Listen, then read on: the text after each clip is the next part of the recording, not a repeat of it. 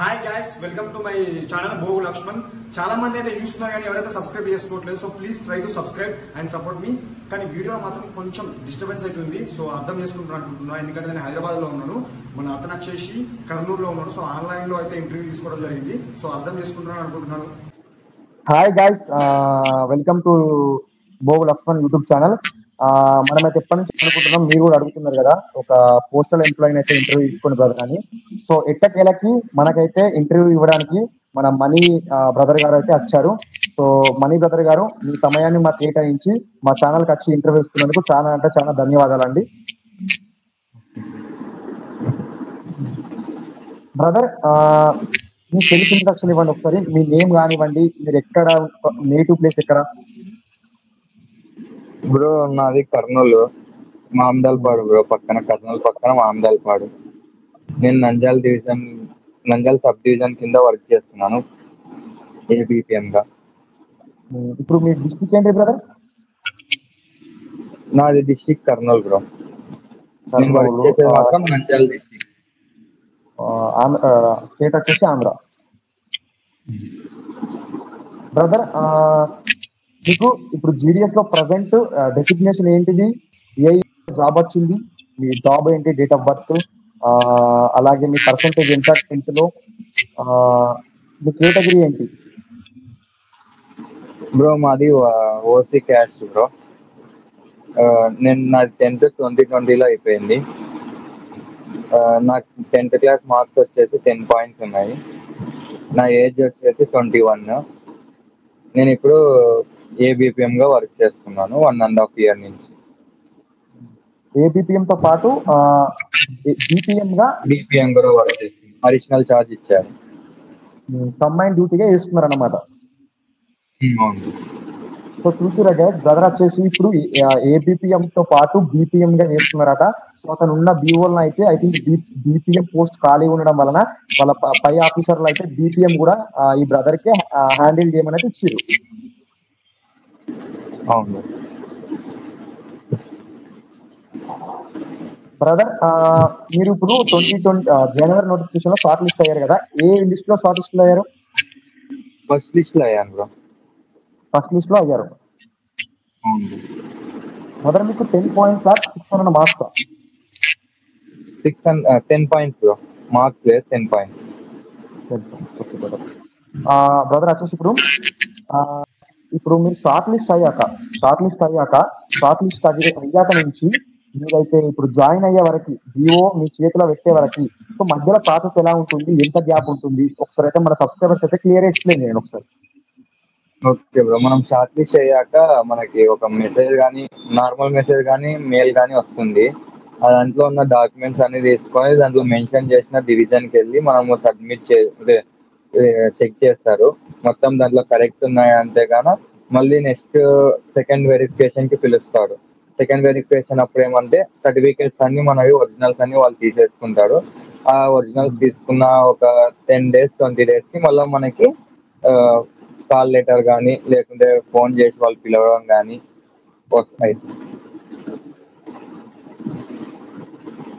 Minimum లో 1 month brother, ఇప్పుడు మధ్యలో ఉన్న ఇప్పుడు ఏదైతే ఇప్పుడు ఈ వెరిఫికేషన్ కానివ్వండి, మధ్యలో ఉన్న టైం కావండి, కొంచెం రిస్క్ తో కూడుకున్నదా, లేకపోతే ఈజీగానే హ్యాండిల్ చేయొచ్చా? మనం ఈజీగానే హ్యాండిల్ చేయవచ్చు బ్రో. మనం ఏం ఫ్రాడ్ గా సర్టిఫికేట్స్ పెట్టకుంటే ఈజీగానే హ్యాండిల్ చేయొచ్చు. మళ్ళీ మనది 10th క్లాస్ మార్క్ మేము, మన క్యాస్ట్ సర్టిఫికేట్ అన్ని పోలీస్ ఎంక్వైరీ నుంచి మనకు పోలీస్ ఎంక్వైరీ వస్తుంది. మొత్తం పక్కన చెక్ చేస్తారు. మొత్తం మనం ఎంత ఫ్రాడ్ చేసినా కూడా మొత్తం బయట పడిపోతుంది. Okay brother, thank you. Brother, ఇప్పుడైతే మనకైతే పోలీస్ వెరిఫికేషన్ అనేది మన ఇంటికి వచ్చి జరుగుతుందా, లేకపోతే ఎక్కడ జరుగుతుంది? మన ఇంటికి వచ్చే జరుగుతుంది. ఇంటికి వచ్చి పోలీస్ వెరిఫికేషన్ జరుగుతుంది. అవును. మనం ఏమైతే డాక్యుమెంట్స్ అక్కడ సబ్మిట్ చేసి ఉంటామో అవన్నీ జిరాక్స్ తీసుకొని అతనికి వచ్చిన పోలీస్కి ఇవ్వాలి. మన ఇంటి పక్కన ఒక 2-3 వాళ్ళ ఇంటికి వెళ్ళి వాళ్ళు ఎంక్వైరీ చేసుకుంటారు. ఓకే, మరి క్యాండిడేట్ ఎలాంటి వారు, క్యాండిడేట్ వాళ్ళ యొక్క ఎలాంటి వారు అని కన్ఫర్మ్ చేసుకొని వెళ్తారు. అవును. సరే బ్రదర్, ఇప్పుడు మీరు జీడిఎస్ బీపీఎం గా చేస్తున్నారు, అలాగే ఏబిపిఎం గా చేస్తున్నారు కదా బ్రదర్. ఇప్పుడు మీ టైమింగ్ ఏంటిది? మీరైతే బీఓకి ఏ టైంకి వెళ్తారు, అలాగే మీరు బీఓ నుంచి ఇంటికి వచ్చే వరకు ఏ టైం అవుతుంది? ఒకసారి అయితే మీ టైమింగ్ చెప్పండి ఒకసారి మా సబ్స్క్రైబర్స్ అయితే. బ్రో మార్నింగ్ 8:30కి నేను బిఓ ఓపెన్ చేసుకుంటాను. బిఓ ఓపెన్ చేసుకొని మాకి 9:30 9 ఆ టైంలో బ్యాగ్ వస్తుంది. ఆ బ్యాగ్ వచ్చాక మేము బ్యాగ్ ఓపెన్ చేసుకొని దాంట్లో అన్ని చూసుకొని లెటర్స్ ఎన్ని వచ్చాయి అన్ని చూసుకొని ఒక రికార్డ్ ఉంటుంది, రికార్డులో రాసుకొని మళ్ళీ అవన్నీ డెలివరీ చేసుకొని డెలివరీ స్లిప్ అంతా తీసుకొచ్చి మనం భద్రంగా పెట్టుకొని మళ్ళీ తర్వాత మనం ఏమైనా ఆర్టికల్స్ రిటర్న్ కానీ మనం అమౌంట్ బీఓ నుంచి ఈరోజు వర్క్ చేసింటాం కదా, ఆ అమౌంట్ కానీ ఏదైనా కానీ ఆ బ్యాగ్ లో పెట్టి మళ్ళీ మనం సీల్ వేసి మొత్తం మళ్ళీ ఎస్కోకి పంపించాల్సి వస్తుంది. ఈ ప్రాసెస్ అంతా అయిపోయాక మనం ఇంటికి వెళ్ళొచ్చు. మామూలుగా 12:30 వరకు ఉండాలి బీఓలో. ఒకవేళ బ్రదర్ ఏమంటున్నారు అంటే మార్నింగ్ అయితే 8:30కి వెళ్తా అంటున్నారు, బీఓ నుంచి మళ్ళీ ఇంటికి రావడం అయితే 12:30 అట్లా అవుతుంది అంటున్నారు బ్రదర్. అలాగే ఇప్పుడు మనం ఇంకా ఎక్కువ సమయం కనుక ఉండాల్సి వస్తుందా ఎప్పుడైనా గిట్లా? ఉంటుంది బ్రో, కానీ హైయర్స్ మీటింగ్స్ పెట్టినప్పుడు మాత్రం ఉండాలి. ఇంకోటి మనం వర్క్ చేయకుండా ఉన్నా కూడా ఉండాల్సి వస్తుంది. ఇంకోటి వాళ్ళు ఇన్స్పెక్షన్ వస్తుంటారు. ఇన్స్పెక్షన్ కి వచ్చినప్పుడు వాళ్ళు ఖచ్చితంగా మనం ఆ రోజు వాళ్ళు సాయంత్రం 6 అయినా 7 అయినా కూడా ఉండాల్సిందే వాళ్ళతో పాటు. మన బీఓ మొత్తం చెక్ చేస్తారు. 3 months కి ఒకసారి మేల్ వర్షన్స్ అనేది వస్తుంటారు. 1 year కి ఒకసారి 1 year కి ఒకసారి ఏఎస్పీ వస్తుంటారు. ASP assistant superintendent of post. అవును. Okay brother. సో వాళ్ళు వచ్చినప్పుడు మాత్రం ఖచ్చితంగా మన రికార్డ్స్ అనేది జాగ్రత్తగా మంచిగా నీట్ గా క్లీన్ గా ఎప్పటిలాగా మంచిగా కరెక్ట్ రికార్డ్స్ మెయింటైన్ చేయాలి. అవును బ్రో. ఇప్పుడు మీరు అలాగే బీపీఎం కూడా చేస్తా అంటున్నారు కదా, సో బీపీఎం గా మీరు ఏం చేస్తారు? మామూలుగా account opening, deposit, amount withdrawing, IPVP, insurances, RPLI, PLI అంతే బ్రో. ఇంకా మామూలుగా కరువు పని, అకౌంట్స్ ఓపెన్ చేయడము, అవి అమౌంట్ పడితే విత్డ్రాల్ చేసేయడము అన్ని చేస్తుంటాం బ్రదర్. అలాగే ఇప్పుడు మీ ప్రెసెంట్ శాలరీ ఎంత, అందులో టిఆర్సీ ఎంత వస్తుంది, డిఏ ఎంత వస్తుంది?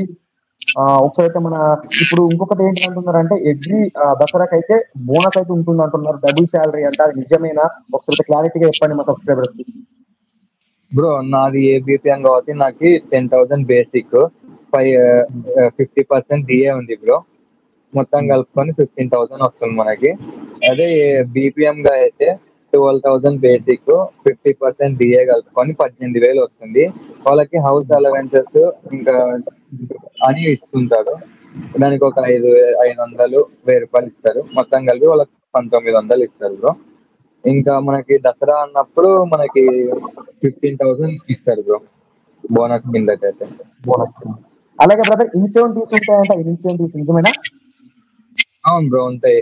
అది పిఎల్ఐ కానీ ఆర్పిఎల్ఐ కానీ పాలసీలు చేసేటప్పుడు, ఐపీవీపీ అకౌంట్స్ అని చెప్పాను నేను మీకు, అవి కానీ అప్పుడు ఇన్సెంటివ్స్ వస్తుంటాయి బ్రో మనకి. ఇంకోటి కొన్ని బీఓస్ ఎట్లా అంటే మనము ఏ బీపీఎం ఉండడు, ఓన్లీ బీపీఎంస్ ఉంటారు. అప్పుడు ఎలా అంటే ఏ బీపీఎంఏ లెటర్స్ పంచుకోవాలా, మామూలుగా ఎస్ఓ పంపించాలి, అన్ని చేయాల్సి వస్తుంది. అప్పుడు వాళ్ళకి ఎలా ఉంటుందంటే 18,000 ప్లస్ 2,300 చిల్లర వస్తుంది బ్రో వాళ్ళకి, ఎక్స్ట్రా వస్తుంది. మొత్తం 21, 22 వస్తుంది వాళ్ళకి. బ్రదర్ ఇప్పుడు జీడీఎస్ ప్రమోషన్స్ ఎలా ఉంటాయి బ్రదర్? బ్రో 2 years కి ఎంటీఎస్ గా రాసుకోవచ్చు, 4 years కి పోస్ట్ మ్యాన్ గా రాసుకోవచ్చు, 6 years కి పోస్టల్ అసిస్టెంట్ గా రాసుకోవచ్చు. Okay brother. అలాగే ఇప్పుడు జీడిఎస్ లో లీవ్స్ ఎలా ఉంటాయి బ్రదర్? మనకైతే లీవ్ తీసుకోవాలనుకుంటే ఇంకా బ్రో 6 months కి 10 days పెయిడ్ లీవ్స్ ఉంటాయి బ్రో. మనం ఆ రోజు ఆ 10 days రాకుండా కూడా మనం లీవ్ అంటే మనకు శాలరీ అయితే కట్ కాదు. దాని తర్వాత ఎగస్ట్రా ఏమైనా పెట్టుకుంటే మనకు శాలరీ అనేది కట్ అవుతుంది. ఇంకోటి మనము లీవ్స్ పెట్టినప్పుడు కూడా మనమే అక్కడ వేరే పర్సన్ ని అలాట్ చేసి వెళ్ళాలి. ఇంకోటి అక్కడ మనం అలాట్ చేసిన అతను ఫ్రాడ్ చేసినా కూడా మనకే బాధ్యత అది. బ్రదర్ అలాగే ఇప్పుడు మన టార్గెట్స్ ప్రెజర్స్ అని అంటారు, టార్గెట్స్ అండ్ ప్రెజర్స్ ఎలా ఉంటాయి? ఇప్పుడు మనకి బీపీఎం కానివ్వండి, ఏబిపిఎం కానివ్వండి, ఒకసారి మన సబ్స్క్రైబర్స్ అయితే క్లియర్ చెప్పండి. బ్రో బీపీఎంస్ కి అయితే టార్గెట్స్ ఉంటుంది, ఏబిపిఎంస్ కి అయితే ఏముండదు. బీపీఎంస్ కి అకౌంట్స్ ఓపెన్ చేయమని టార్గెట్ చేస్తుంటారు. ఐపీవీపీ అకౌంట్స్, ఇంకా గ్యాగ్ పాలసీ అని టాటా వాళ్ళతో లింకప్ అయి ఉంటుంది పాలసీ, ₹799 అది. అవన్నీ ఉంటుంది టార్గెట్. మంత్లీ 20 అకౌంట్స్ ఓపెన్ చేయాలంటారు. ఇప్పుడు మనం దాంట్లో 15 అకౌంట్స్ టార్గెట్ అచీవ్ అయినా కూడా వదిలేయమన్నారు బ్రో. ప్రెజర్ అంటారా, ప్రెజర్ అయితే అన్ని దాంట్లో ఉంటది. మనకి ఇచ్చి ఫోర్ అవర్స్ జాబ్, 4 అవర్స్ లో మనకి ఎంత ఇస్తున్నాడు, 18,000 ఇస్తున్నాడు బ్రో. అదే గానీ మనము ప్రైవేట్ జాబ్స్ పోయినామంటే గానీ వాడు 10 ఇస్తాడు, 12 అవర్స్ వర్క్ చేపించుకుంటాడు. అవునవును బ్రదర్, చాలా గుడ్ బ్రదర్. బ్రదర్ ఇప్పుడైతే మనకి విలేజ్ లో ఉండే పీపుల్ మనతో ఎలా ఉంటుంది వాళ్ళ బిహేవియర్? బ్రో వాళ్ళు మాత్రం చాలా ఫ్రెండ్లీగా ఉంటారు బ్రో మనకి. ఇంకా నేనుండే బీవోలో అయితే వాళ్ళు మాకు ఏమన్నా కావాలంటే వెంటనే వాళ్ళు తెచ్చి ఇవ్వడం కానీ, ఇంకా వాళ్ళ ఇంట్లో ఫంక్షన్స్ జరిగినా కూడా మనని పిలిచడము అన్ని బాగుంటుంది బ్రో. నాదైతే బీవోకి అయితే వాళ్ళే, మా బీవోకి అయితే మొత్తం వాళ్ళే ఇంటి ముందర కష్టపడము, మొత్తం క్లీన్ చేయడం మొత్తం వాళ్ళే చేసుకుంటారు. మొత్తం అంతా ఏమైనా ప్రాబ్లం ఉన్నా కూడా సర్పంచ్ ఉంటాడు, సర్పంచ్ మొత్తం చూసేసుకుంటారు. మనకైతే ఏం లేదు. మనమైతే వాళ్ళతో ఎంత మంచిగా మాట్లాడతామో అంతే మంచిగా ఉంటారు బ్రో వాళ్ళు. మనం వాళ్ళు ఎంత ఇప్పుడు ముసలోళ్ళు వస్తుంటారు, మనం సతాయిస్తుంటారు, మనం సీరియస్ అయినామంటే సీన్ రివర్స్ అవుతుంది ఇంకా మనకి. బ్రదర్ ఇప్పుడు డిపార్ట్మెంట్ మనకి మన పెట్రోల్ చార్జెస్ ఇస్తారా? లేదు బ్రో, ఏం లేదు. సో అంతా మొత్తం మన శాలరీ ఇంక్లూడ్ అయ్యే వస్తుంది మొత్తం మనకి ఏమొచ్చినా కూడా. అవును, మొత్తం మనకి ఇంక్లూడ్ అయ్యి వస్తుంది. ఇంకోటి ఏమంటే మామూలుగా ఏబిపిఎంస్ కి మాత్రం ఎలా ఉంటుందంటే, ఇప్పుడు పిఎంఏ యాప్ అని ఉంటుంది ఒకటి.